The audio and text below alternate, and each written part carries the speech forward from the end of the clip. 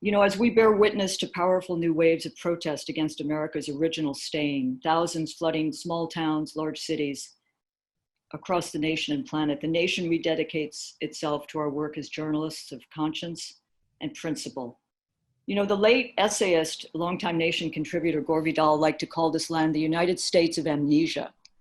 Our country has been formed not by what it chooses to remember of its own past, but what it chooses to forget.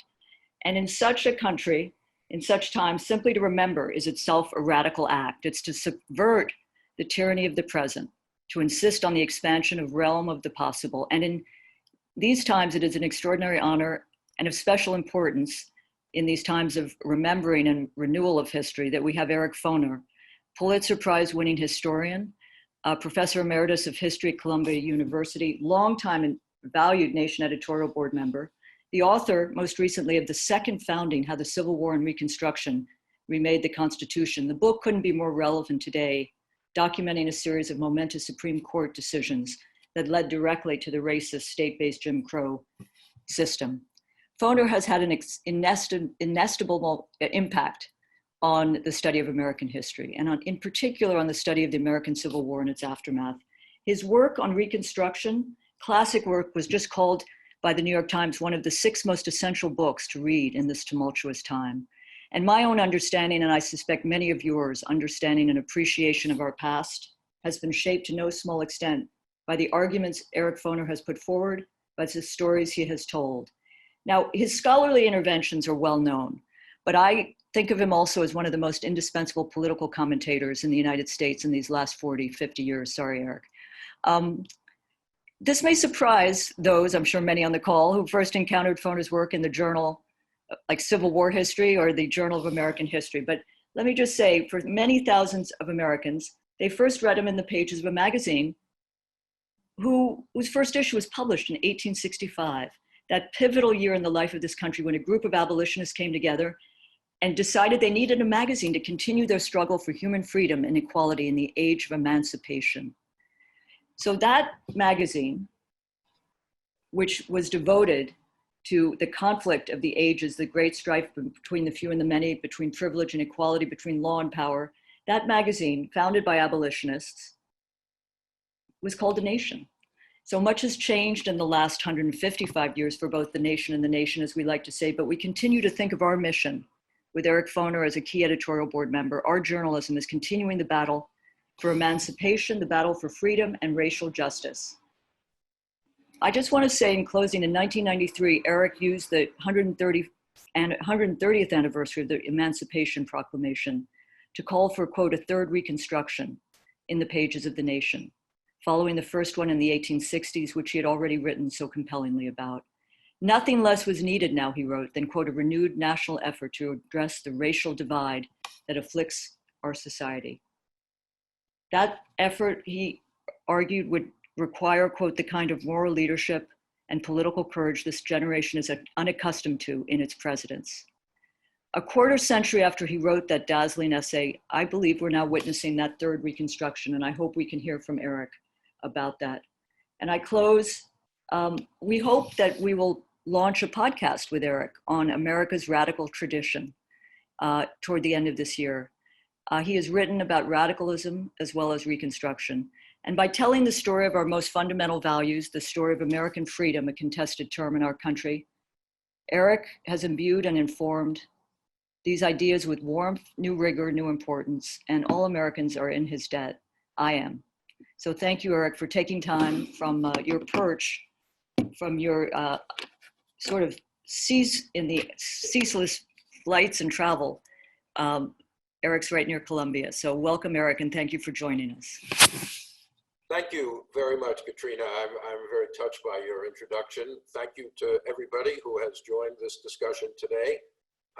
And I look forward soon to answering as many questions as I can, because the era of Reconstruction immediately after the Civil War raises fundamental questions for today. And as Katrina said, we may be, I hope we are, living through another incarnation of the idea of reconstructing our society on the, on the basis of equal rights, equal justice, the basic idea that was written into our laws and Constitution during Reconstruction.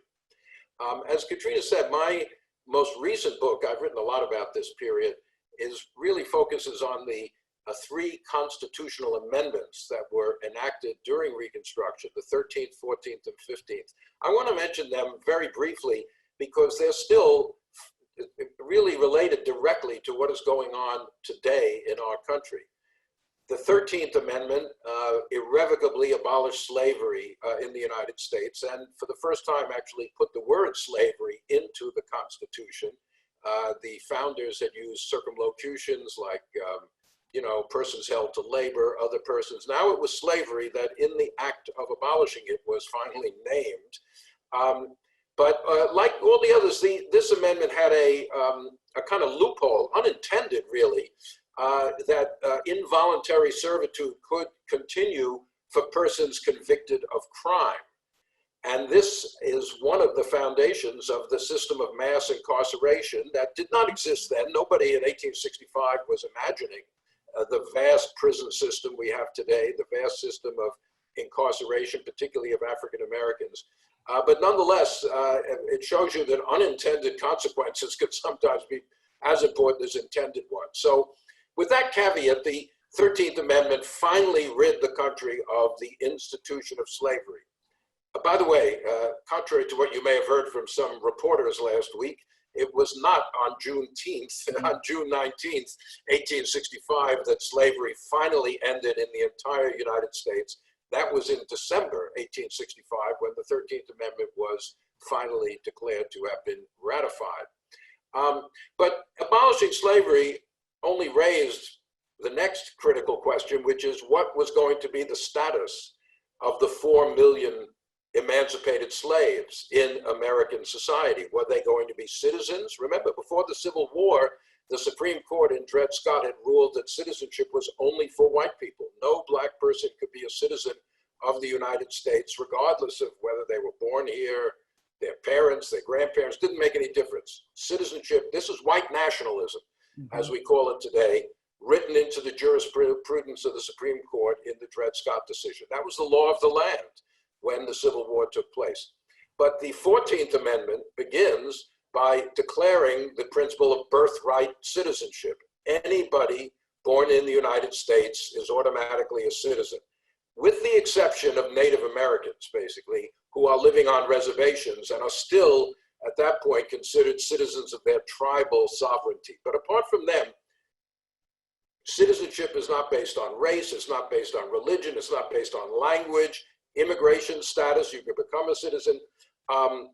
And that really put this fundamental principle into our Constitution, which is still debated today and fought over today. What is the status of a child born in the United States whose mother is an undocumented immigrant? That child is a citizen. The language of the 14th Amendment is absolutely clear about that, even though many people, including Senator Lindsey Graham and Donald Trump and others have said, no, they shouldn't be citizens. But birthright citizenship is this principle that it doesn't matter who your parents are. Your parents can be bank robbers. That doesn't deprive you of being a citizen. Parents have violated the law. It does not affect the citizenship status of the child. And then the 14th Amendment goes on to say all those citizens have to enjoy the privileges and immunities of citizens, obviously a vague phrase, which over the many years the courts have spelled out what those are. But even more, any person, not just citizens, immigrants, non-naturalized people, are entitled to the equal protection of the law. 14th Amendment, equal protection. These amendments make the Constitution what it never was before, a vehicle through which Americans of all kinds can claim equality. The original Constitution did not talk about equality among citizens at all. That comes in the 14th Amendment and has been used by every group under the sun. It doesn't say anything about race, blacks, nothing. It's for everybody. And in fact, it applies, as I said, to all persons, not just citizens. Even people who are not citizens are entitled to equal protection. And that phrase, equal protection, has taken on even more meaning right now because one of the reasons for that language was precisely to prevent the police from intimidating or using violence against African Americans. While they were debating the 14th Amendment, a racial riot, massacre, whatever you want to call it, took place in Memphis, mostly led by the police, who were Confederate veterans, Irish immigrants, who preyed upon the Black community. More than 100 people were killed, I think, in the Memphis massacre. And the people in Congress said, no, equal protection both means the law applies to you, but that it is implemented by the forces of authority in an equal way. And we're still obviously fighting over that, or trying, how do we make law enforcement respect the equal protection of the law? That's a Reconstruction question. 150 odd years later, we're still fighting over it. And finally, the 15th Amendment was meant to guarantee the right to vote to African American men. A remarkable thing 3 or 4 years after the end of the Civil War. When the Civil War took place, Black men could only vote in 5 northern states, and there were only a handful of them. These are the New England states, basically, other than Connecticut. So you're talking about a handful of people. Now, the vast majority of the Black men, not only men, of course, not women, could vote, which are mostly located in the South. And that is part of what we call the era of radical Reconstruction, when the first democratic governments in American history, that is representing all the population, took power in the South, the first biracial governments.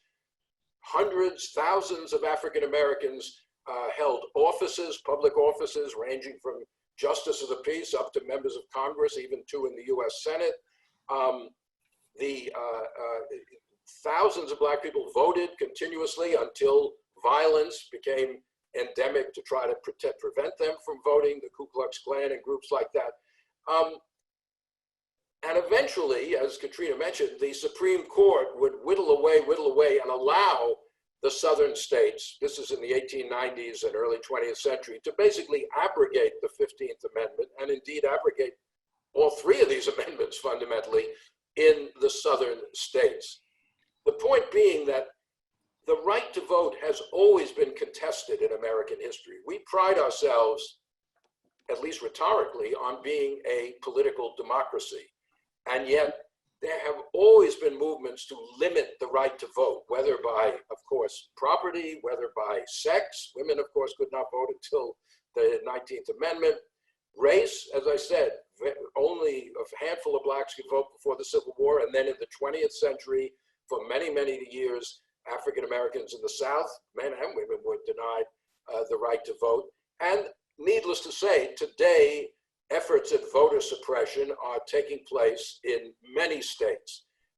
New regulations about who can register, trying to make it as difficult as possible for people to register to vote. People being thrown off the voting rolls, as happened in Georgia recently and in Wisconsin on trivial grounds, like, that one ID has a middle initial and another doesn't, and so therefore they lose the right to vote. So the right to vote is by no means assured in this country. We know that just by looking around on election day under this pandemic. But there's nothing new about efforts to make sure only the right people, the correct people, the people with property, the people of the right race, the people of the right gender, according to those trying to suppress voting, can cast a ballot. So I guess my main point really is we are still fighting now over the issues of the Reconstruction era. Who should be a citizen? What rights citizens are entitled to enjoy? What is the status of persons in the country who are not citizens but are here? And who should have the right to vote? Reconstruction was a remarkable moment in the history of American democracy. This was the point made many years ago by the great W.E.B. Du Bois in his book, Black Reconstruction in America, the subtitle of which said, Reconstruction, this is an episode in the history of democracy. That's really what it's all about. It's an episode in the history of democracy. But it's also, and I'm going to end with this, a warning about how we cannot, rights in the Constitution are not guaranteed.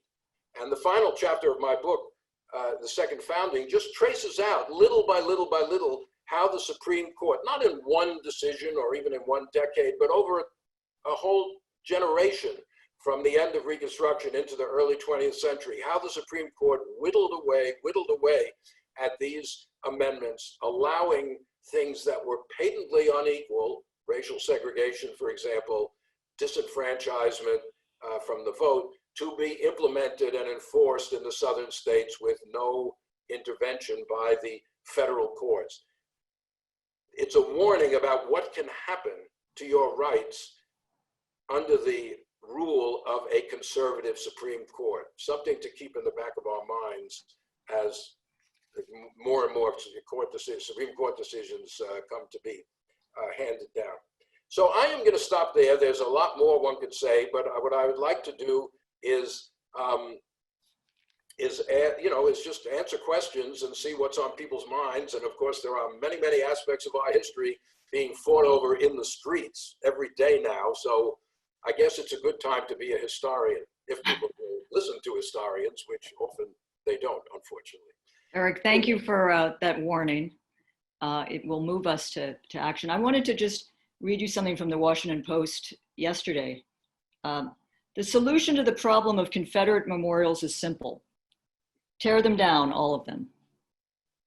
I am sympathetic to that idea. Maybe there are one or two that should stay up in a museum somewhere.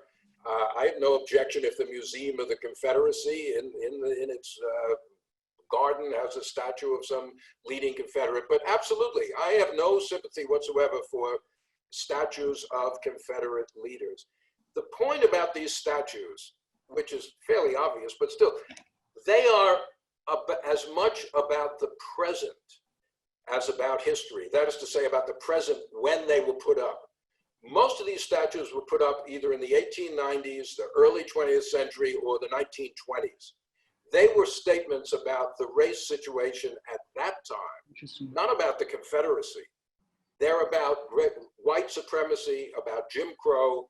They're creating an image. The lost cause of the Confederacy is part of the kind of cultural and intellectual weaponry, so to speak, of the Jim Crow system in the South. And these statues are part of the Jim Crow system. They were put up in order to bolster up people's devotion, white people's devotion.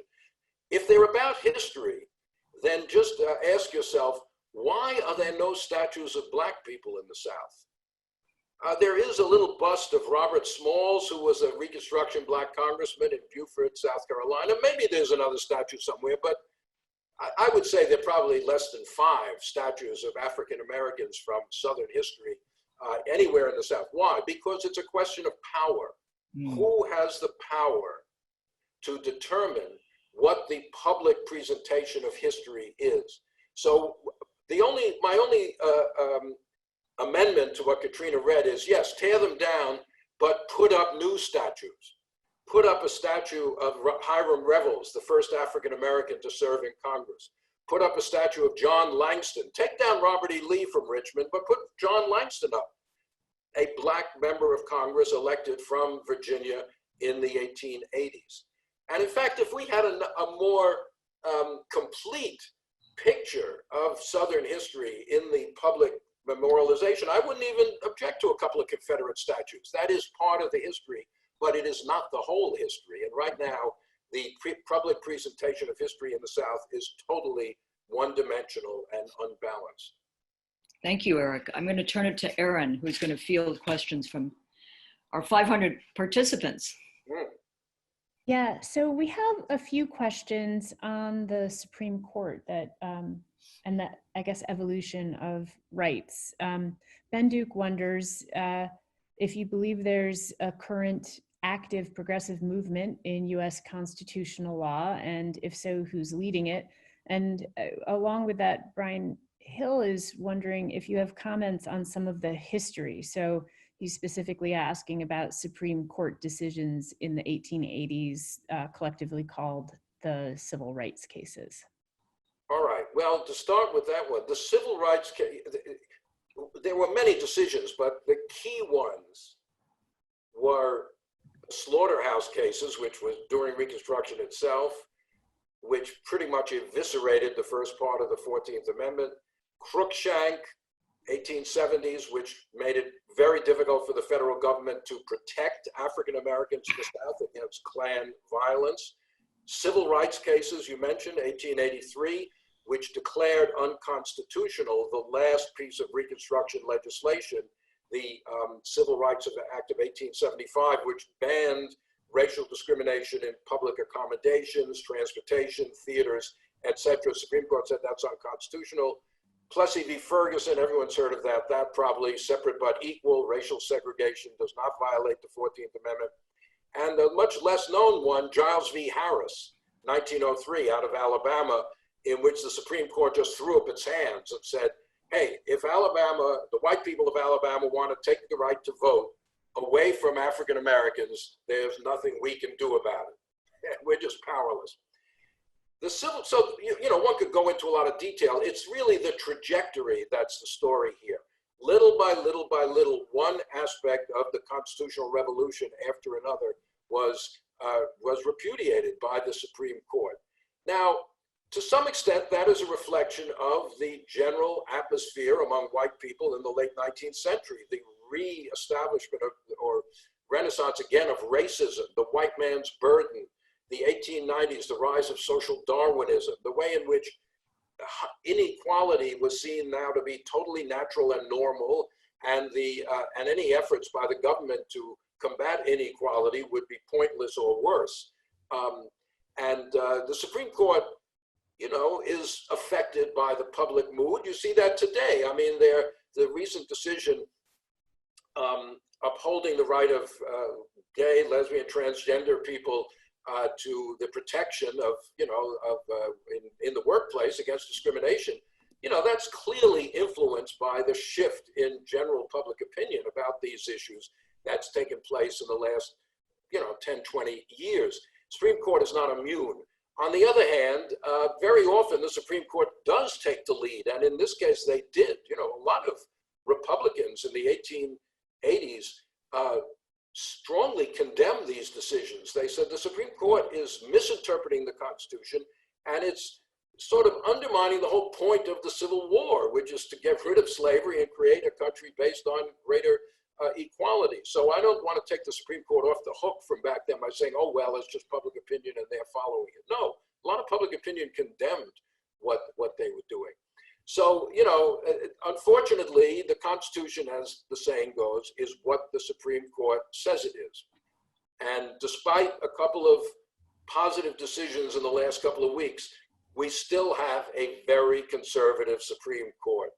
And I would not be too optimistic, you know, about subsequent decisions that are coming this year and next year on many issues of concern to the nation and, in fact, the whole country. So as you point out in your opening and in what you're just saying, that, you know, the Supreme Court is a reflection of our times, and the Constitution, though, has evolved, isn't a guarantee of our rights, because it's also a reflection of our times as things change. And so Grace is wondering, you know, what can we do to protect these rights that the 13th, 14th, and 15th Amendments have provided? How do we keep things moving forward? Well, I mean, that's what radicals have wondered for a long time. What is to be done, you know? And I think one lesson of the whole struggle against slavery, whether it's before the Civil War, abolitionists during the Civil War, Lincoln, slaves themselves, the Congress, in Reconstruction, is there's no one answer to that question. I come from a family, or let us say a culture a long time ago, where people believed there was one true party line. You know what I mean? That was it. There's one way to do things, and if you know, differ from that, forget it, you're out. I don't believe that at all. I think there are, you know, what we are seeing today, we are seeing people taking to the streets over and over again. That is certainly a very important way of affecting social change. We are seeing people getting elected to office. That is very important. We are seeing legislation, we are seeing lawsuits being raised, we are seeing efforts to rein in the police legally, so all sorts of tactics are in play, all sorts of strategies, and I think that's the way it should be. When people fought against slavery, they went to court to get fugitive slaves out. They passed constitutional amendments. They also violated the law. They rescued fugitive slaves from being captured. That was against the law. They used violence. John Brown, launched a invasion of the South. Maybe not the best strategy, but there are all sorts of ways that one can, get out there and protect one's rights. I think right now we are in a position where it's, to me, an inspiring moment of mass protest and mass demands for change. And the more this momentum can keep up, the better. And I think the courts will respond to this. I'm not a lawyer. I'm not a legal professor, legal historian, although some of my friends are lawyers. But, but I think that legal strategies are also important. And in fact, in fighting against Trump and his administration, people have used just legal strategies to stop many of the things that he's trying to do. And I think that's another way. And I think the 14th Amendment particularly has never been, the full power of it has never been used, really, in my opinion. And to go back to the previous question, there are progressive legal scholars, lawyers, officials who want to expand the scope of, for example, the idea of the privileges and immunities of citizens. Well, the Supreme Court has kind of chucked that out. That doesn't mean anything. There are people trying to use that to attack the inadequacies of education. Isn't the right to an adequate education one of the privileges of citizenship? It should be. Slaves were denied education. That was one of the evils of slavery. The people who wrote this were trying to upend the legacy of slavery. I would love to see these kinds of things, an expansion of the idea of the privileges of citizenship to include many things which the courts don't really include now, but the possibility is out there. So yes, all sorts of strategies ought to be used at the same time. It occurs to me that that education is a tool for fighting for rights and for expanding rights, and as you point out, is a right granted to all citizens. It also occurs to me that my own public school education was stunningly lacking in history about racism and racial injustice in our country and that history. And so I want to go to a question from Harriet Johnson, who says, with rising hate crimes targeting Blacks, Jews, Muslims, gays, how can education play a role in promoting more acceptance? And particularly, what could that role be in K through 12 classes and social studies? And, how do we talk to our kids when they're young? Well, I've spent my career teaching in a college or universities, and I know that people who teach K through 12 have a lot harder jobs than I did. But it is essential, of course. Now, there is a certain easy trope that people throw around sometimes, saying, oh, well, none of this stuff is taught in schools. No one learns about slavery. And that's not true anymore. That was true when I was in high school a long, long time ago. No, slavery was pushed to the side. African Americans never mentioned. Reconstruction dismissed as a time of corruption and misgovernment. That isn't the case anymore. I have a lot to, I lecture at big conventions of teachers all the time. My US history textbook is used in a lot of high schools. I think actually the teaching of American history is pretty good right now, and is, the young people who are out in the streets have learned a different history in school than I did long ago when I was in those schools. And I don't claim responsibility through my textbook for everything that's happening, but can't hurt anyway. But, but of course, to my mind, actually, what's the biggest problem with the teaching of history is there's not enough of it. And here the responsibility is all across the board. Bush's No Child Left Behind, Obama's, whatever he changed the name to, but kept it basically, No Child Left Behind. The emphasis on so-called STEM subjects, the emphasis on these high stakes tests in English and math, which means history in many schools becomes a luxury that they can't really afford because their funding is not going to be determined by how kids do on their history exams. Many states, including New York, I'm sorry to say, have cut back how much history education is required in middle school and in high school. So, you know, there's not enough. And people that, well, we're going back toward the idea that education is a vocational thing. Let's train people to be computer programmers, you know. Let's see if they can develop the next dating app or something like that. Why teach them about Reconstruction? That's that's a long time ago. But, you know, if we're in a democracy and people have to vote and people have to be citizens, they need to know the actual history of this country. And, you know, that's what historians have been doing for the last 20, 30, 40 years, is retelling the history of this country in a way that is much more diversified, much more complex, much less celebratory than the kind of pap that I got in high school long, long ago. Thank you. Have very grateful for the opportunity to talk to you today and be more educated. And Suzanne Henchett is wondering if you could spend a little time and talk about the end of Reconstruction and how we entered Jim Crow. What were the forces at work? I wrote a 600 some odd page book about Reconstruction, much of which is about the end and what happened after. So it's hard to summarize it all. But, you know, the amazing thing about Reconstruction is not that it ended in a way, but that it was attempted at all. There was no other society that ended slavery, at least in the Western Hemisphere, in the 19th century, that then had a radical Reconstruction right after the end of slavery. Where the former slaves were brought fully, for a time, into the realm of citizenship, democracy, genuine power, exercise genuine power.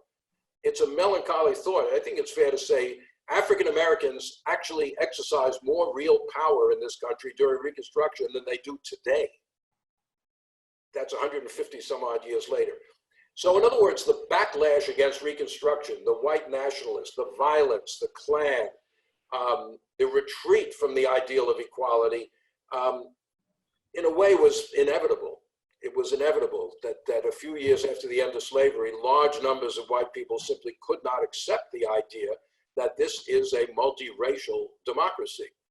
And, you know, and a lot of that happens in the North. Katrina mentioned the nation and its founding by abolitionists. Of course, that's right. However, it's fair to admit that by the 1870s, the Nation magazine was retreating from its commitment to racial equality and was like many Northern intellectuals and reformers, they were getting tired of the constant fighting over the status of blacks and the constant violence in the South. And they basically threw up their hands and said, look, black people now have their rights, 13th, 14th, 15th Amendment. They're free, they're citizens, they can vote. Let's stop worrying about this now. We have accomplished equal citizenship, and now their fate is in their own hands. Of course, what wasn't accomplished is economic citizenship. The famous 40 acres and a mule. African Americans were freed, and indeed they enjoyed these rights, but you might say the political revolution went a lot further than the economic revolution. The 40 acres and a mule, the dream of getting land to try to make you independent economically, never happened for long, complicated reasons. So most African Americans were consigned to the lowest rungs of the social ladder in the South, and that made it more difficult to maintain the political rights that had been granted. So, you know, the advent of, but it's a long process. You know, often we say, well, Reconstruction ended in 1877. Maybe it did, but it actually then dragged on for a while with an afterlife. It wasn't just one moment.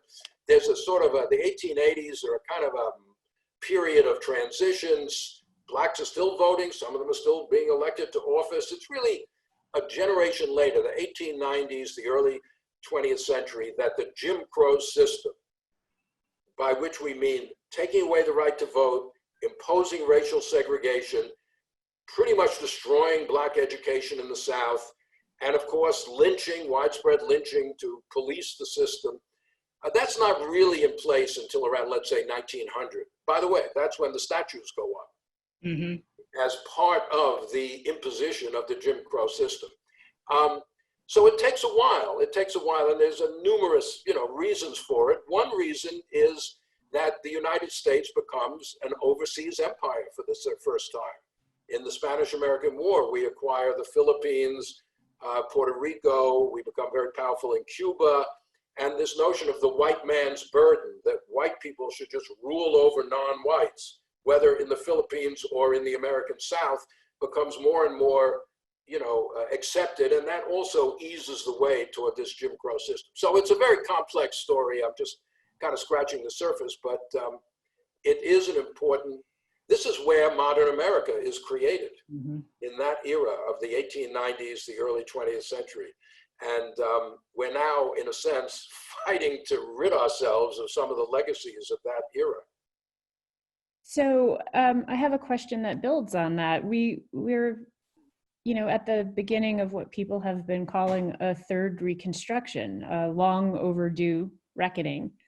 And Tom Lee is pointing out that the first two Reconstructions were met with political violence in the 1870s and the 60s and 70s.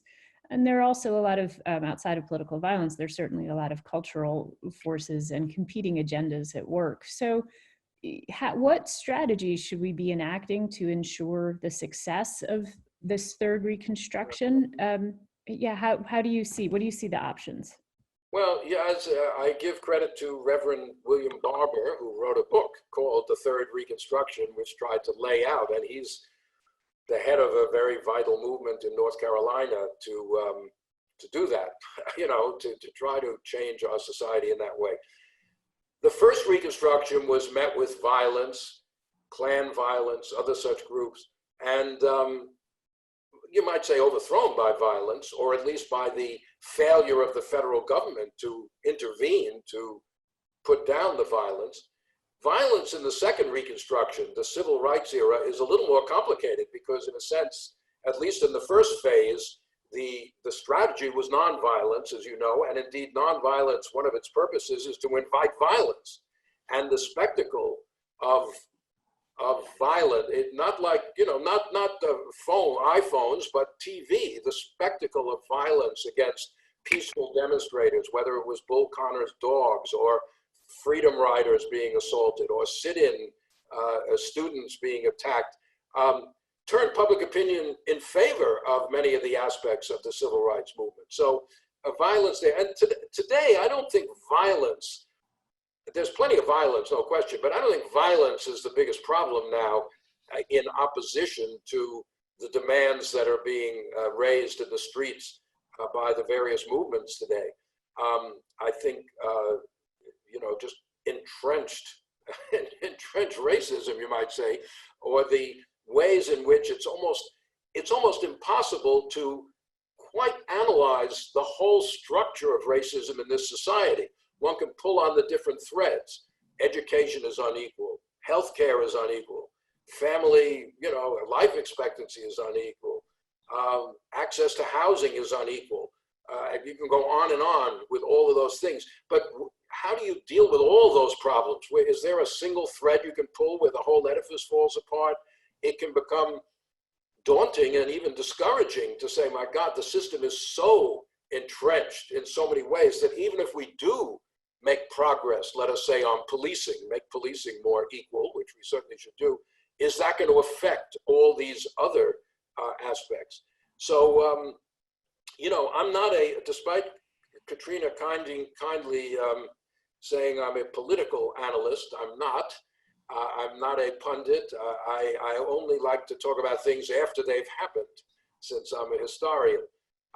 Although at nation board meetings we do talk about the future also. So I don't have a agenda, a plan, but as I said before, my plan is everybody should do everything and see what works. And if you attack all of these things at once, you will make progress in some areas and you will fail to make progress in others, but we must keep pushing the impetus sort of forward. I know that's kind of vague, but that's about all I can do in laying out a strategy, so to speak. I'd like to ask you two more questions before I turn it back to Katrina to close. In moving forward, there's a lot of conversation about reparations, and wondering how you think that might go. And you know, I think also thinking about the incredible example in South Africa with the Truth and Reconciliation Commission that Desmond Tutu led. You know, what do we have room for in the United States? What do we have will for? What do you think we can move forward? Well, you know, the South African example is an interesting one. South Africa went through a period of self-examination, self-discovery, putting their history out there as honestly as really could be expected. I mean, it was pretty amazing, actually. And, you know, the premise was without truth, you can't have reconciliation. So let's face up to the truth of what this society has been. Now, of course, everybody knows there are plenty of problems with the way the transition in South Africa. Economic inequality is still extremely widespread in that country. And there's a lot of discontent with the end results of the transition from apartheid to the present. Not that people want to go back to apartheid, but again, the economic change that many people hope for has been inadequate, let's put it that way. The argument for reparations, I guess, in this country is that the current status of African Americans is the product of history, right? It's the product of slavery, it's the product of Jim Crow. The fact that the average or the median wealth, you know, holdings, property, money of Black families is like, I don't know, 1/10 or less the median for white families. Family wealth is the accumulation of history. And most African-American families have never really had the opportunity to acquire family wealth until maybe the most recent generation. So, you know, that's one argument for reparations, to sort of right the imbalance that history has created in the status of the different members of our society. You know, I think it's a debate we need to have. I personally don't tend to use the term reparations when I lecture about this very much, because I find that people who are open-minded somehow close their minds when they hear reparations. They kind of take it as an accusation against themselves. Nobody is accusing anybody of having been a slave owner in the United States. There are no slave owners still alive in this country. Nobody, you know, but so I prefer to talk about social policy. What policies are needed to try to move, you know, to try to change this society in a way that is far more toward far more egalitarian society. If you want to call it reparations, fine with me. If you want to call it another great society, fine with me. If you want to call it a third Reconstruction, fine with me. The important thing is to think about what kinds of policies will actually seriously address the inequalities that have always been here, but have suddenly gotten right onto the front page, to use an antiquated concept, the front page of our newspapers every day now. It's a discussion that's very important. As I said, I'm not sure that if we find that the term reparations itself is an obstacle to needed change, then I have no objection to talking about it in other language, as long as the end result is what we're talking about. Thank you so much. You know, I think we could probably spend hours with you. I really appreciate your time. I know our audience does too, just by the sheer number of questions. When we were chatting right before we started broadcasting this incredible conversation, you said something. You said every question is an opportunity for teaching. And I thank you for taking these questions and taking the opportunity to teach us. And I wonder if I can end my questions with something open-ended and maybe hopeful. I wonder, what is a lesson from history, or what's something we can understand from history that gives us hope in this moment? I hope that we are moving toward a more just society. What gives me hope is the fact that most of the important, progress or change in history has come as a big surprise. Mm-hmm. Nobody expected slavery to end in the middle of the 19th century. The Chicago Tribune, 2 years before the Civil War, an important anti-slavery newspaper said, "No man living will see the end of slavery in the United States." That was 1858. Slavery was gone within 10 years. The civil rights movement, Gunnar Myrdal in the World War II published An American Dilemma, a very important book about race in the United States. And he predicted a mass movement for racial equality, but he said it's going to be in the North. The South is so locked down, it's so, it's so tyrannical there that it would be impossible for a mass movement to develop. But it did. People took to the streets. People, went out and risked their lives. Nobody expected a mass movement in the South. They thought it would come out of the North, other places. So, what's happening today is also an amazing surprise in a way.